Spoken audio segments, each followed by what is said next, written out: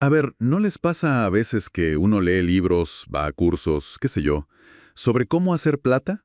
Sí, de inversiones, negocios, propiedades, todo eso. Exacto. Y después, como que no ves los resultados que esperabas, ¿no? O no tan rápido. Ujú. Es frustrante a veces. Y mientras, ves a otra gente que parece que, ¡pum!, todo le sale bien con el dinero. ¿Qué será? ¿Cuál es la diferencia, Bueno, esa es una pregunta clave, ¿verdad? Hoy justamente vamos a meternos un poco en eso, explorando las ideas de T. Harv Eker, Ajá, el de la mente millonaria. ese mismo. Él propone que no se trata tanto de las herramientas externas, sino de algo más adentro, algo más profundo. Justo. Hoy lo que queremos es meternos a fondo con esa idea central suya, el famoso patrón financiero que tenemos en el subconsciente. Exacto. La idea es que funcionamos con una especie de programa interno, ¿no?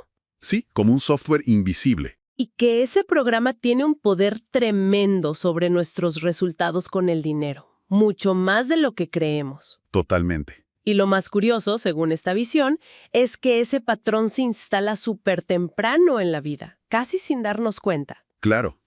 Y eso explicaría por qué, por ejemplo, alguien se gana la lotería, una fortuna, y el tiempo vuelve a estar como antes. O al revés, ¿no? Figuras conocidas que pierden millones, pero logran recuperarlos. Pareciera que lo que no pierden es esa configuración interna. Interesante. Entonces, vamos a ver cómo se arma ese guión interno.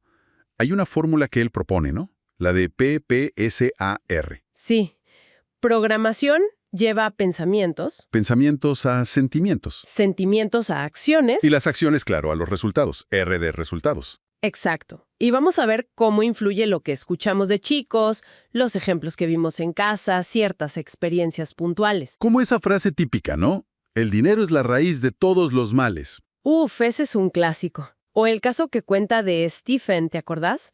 Que estaba condicionado por lo que decía su madre. Sí, sí.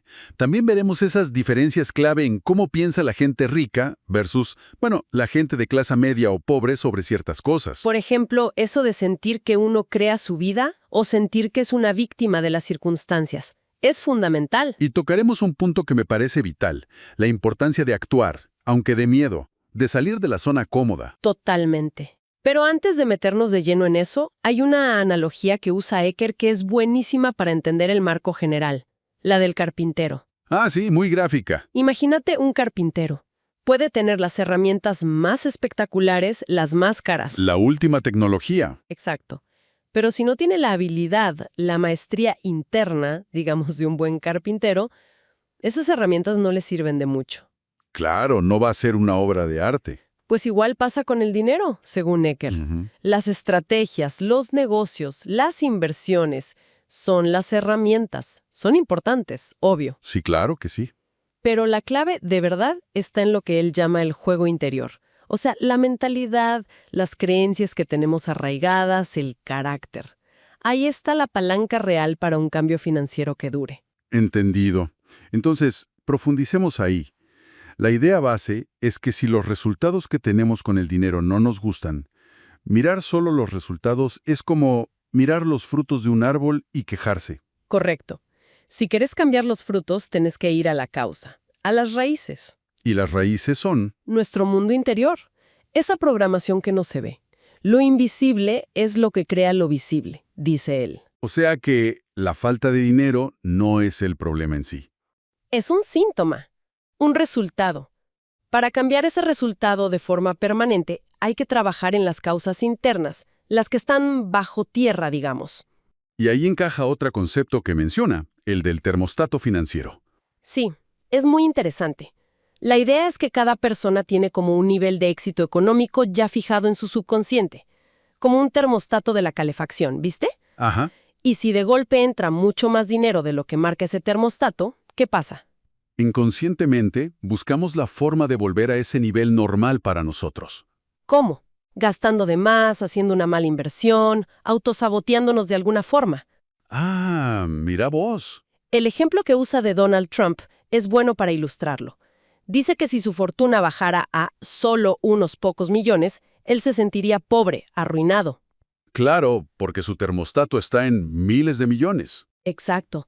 mientras que el de la mayoría de la gente, argumenta Eker, está fijado en miles o cientos, o incluso menos.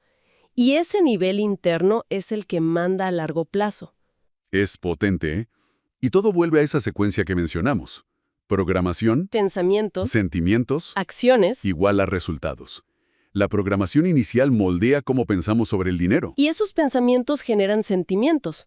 Miedo, confianza, enojo, alegría. Lo que sea. Y los sentimientos nos empujan a actuar o a no actuar. Y esas acciones, o la falta de ellas, son las que producen los resultados que vemos en el banco, en nuestro patrimonio. Por eso intentar cambiar solo las acciones, sin ir a la programación de fondo, Suele dar resultados que no duran.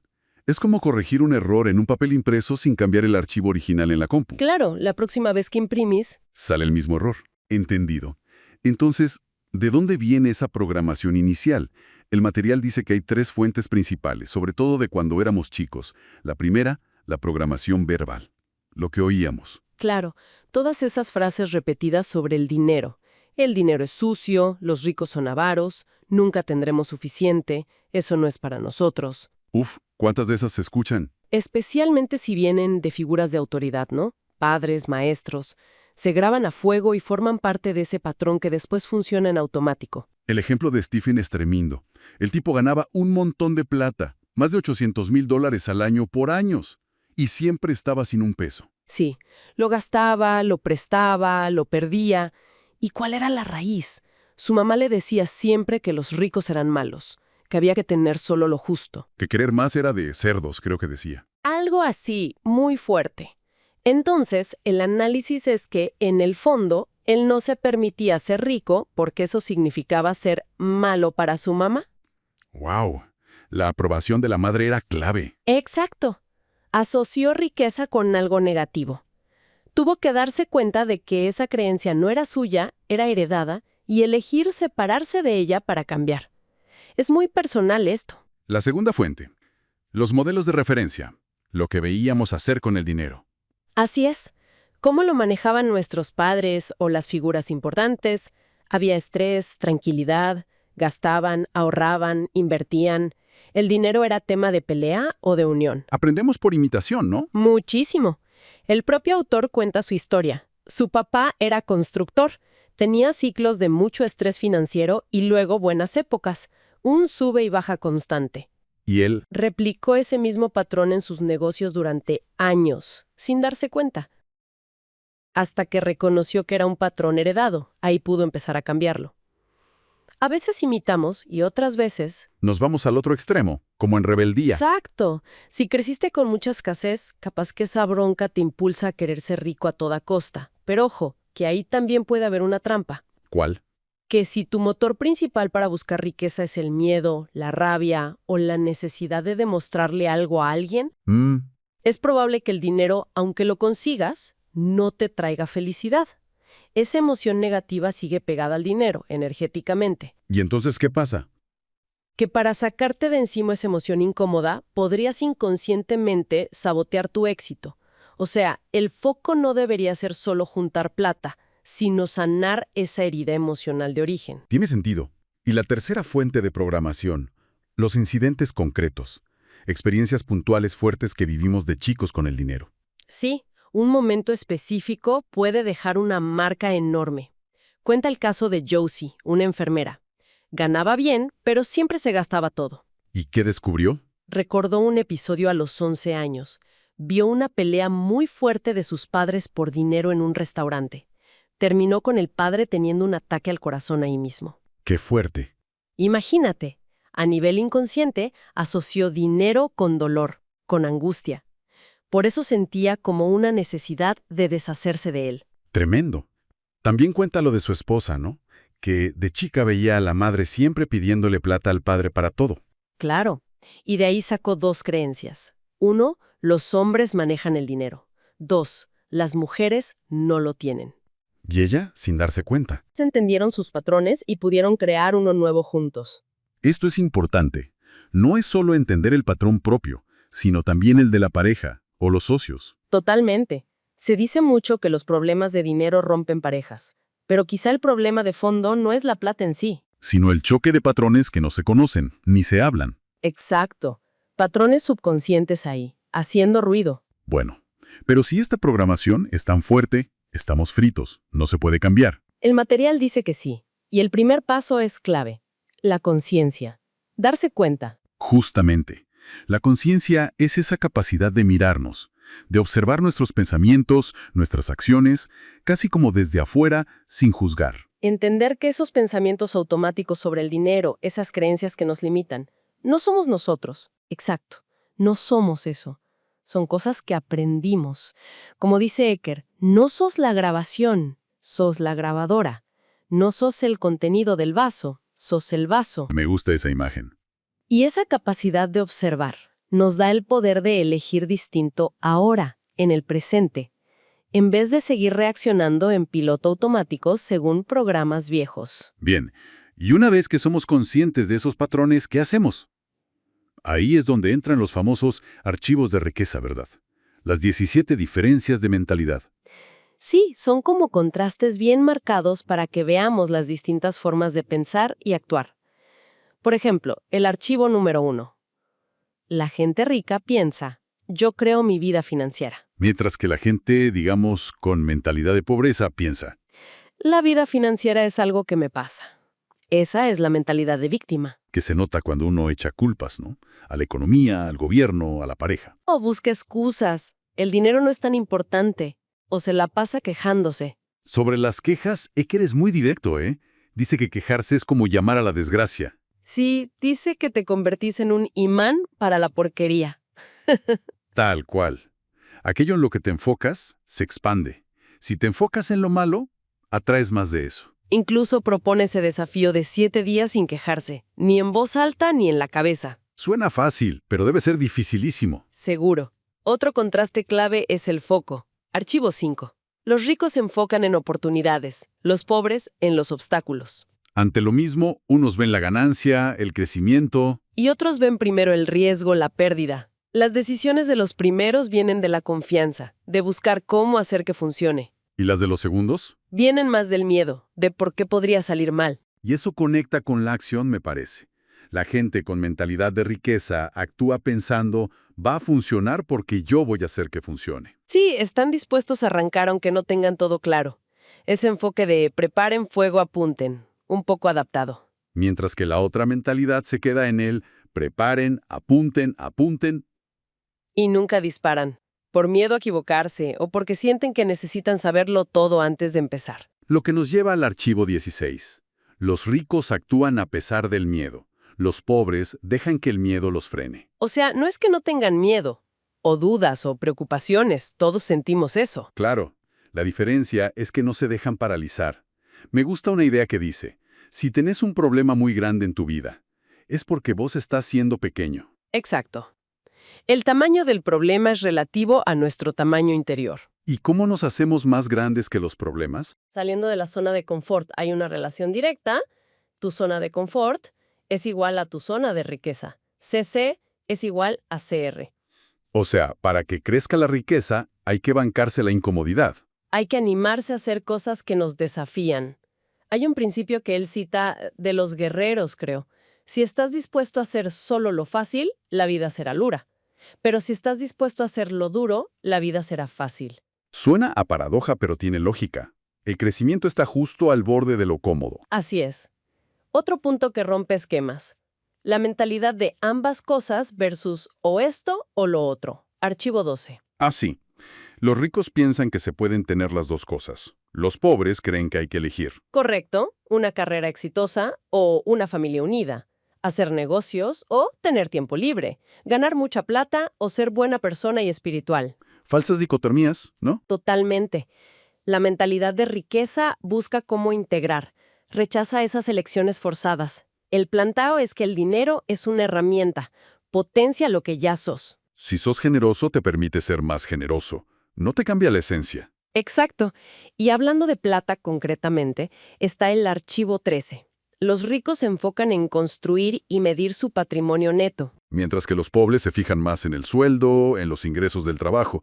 ¿Cuál es la diferencia clave ahí? Que el patrimonio neto es la foto completa.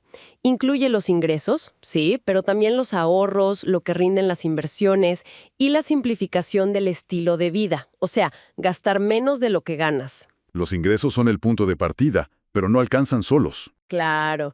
Si no los canalizas para ahorrar e invertir, no construir riqueza a largo plazo. Y simplificar, vivir por debajo de tus posibilidades, te libera capital para eso. Medir el patrimonio neto te da la visión real de cómo vas avanzando. Lo que nos lleva derecho al hábito de administrar el dinero. Archivo 14. La gente rica administra bien su dinero, la gente pobre lo administra mal o ni lo mira. Y parece que no importa cuánta plata tengas ahora. No. La idea central es que el hábito de administrar es más importante que la cantidad que administras al principio. Es como que tenés que demostrarte a vos mismo y al universo, si querés, que podés manejar bien lo que tenés ahora, sea poco o mucho. Para poder atraer y manejar más después. Exacto. Él sugiere sistemas simples, como dividir los ingresos en distintas cuentas para distintos fines: ahorro, gastos, educación, diversión, para ir ejercitando ese músculo de la administración. Tiene lógica. Y el último archivo, pero no menos importante, el 17. Los ricos aprenden y crecen siempre. Los pobres creen que ya se las saben todas. Uf, esa frase, ya lo sé, es peligrosísima para el éxito, ¿no? Totalmente. Si los resultados de ahora no son los que querés, Es porque seguro hay algo importante que todavía tenés que aprender. o aplicar distinto, El éxito financiero, como cualquier habilidad, se puede aprender. claro, implica estar dispuesto a aprender de los que ya llegaron a donde uno quiere estar, con libros, cursos, mentores. Y sobre todo, trabajar en uno mismo. Ese orden que propone ser, hacer, tener. Primero tenés que ser la persona capaz de generar y mantener esa riqueza. Después, hacer lo necesario, y como resultado, vas a tener la riqueza, no al revés. Bien.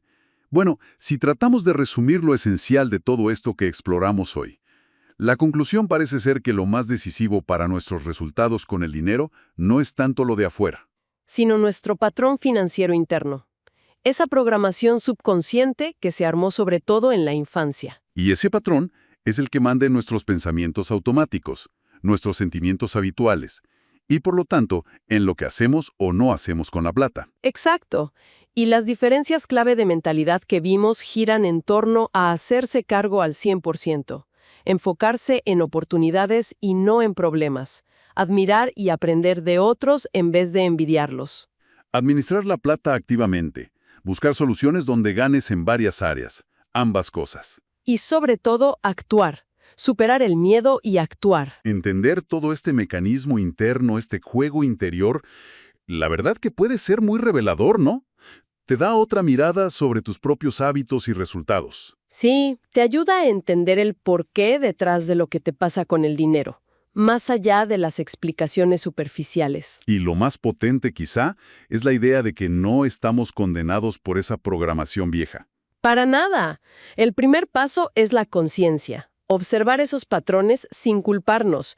Y desde ahí, como dice el material, podemos elegir conscientemente nuevas creencias, nuevas actitudes que nos sirvan más. Podemos como reescribir nuestro propio guión financiero. Exactamente. Adoptar perspectivas que nos ayudan a prosperar y estar mejor. La elección está acá, ahora. El material insiste mucho en el poder de transformar creencias. Y eso nos deja pensando. A ver, una pregunta para reflexionar cada uno. Si tuviéramos que elegir solo una, ¿cuál sería esa única creencia personal sobre el dinero o la riqueza que, si lográramos darle una vuelta radical desde hoy, podría rediseñar por completo nuestro futuro financiero? Es una pregunta fuerte, para pensarlo bien. Lo que conversamos hoy es apenas una pincelada de los conceptos que presenta T. Harv Eker sobre mentalidad y riqueza. Pero bueno, esperamos que esta exploración sirva para reflexionar sobre esa conexión tan poderosa entre nuestro mundo interior y los resultados que vemos afuera, sobre todo en nuestras finanzas.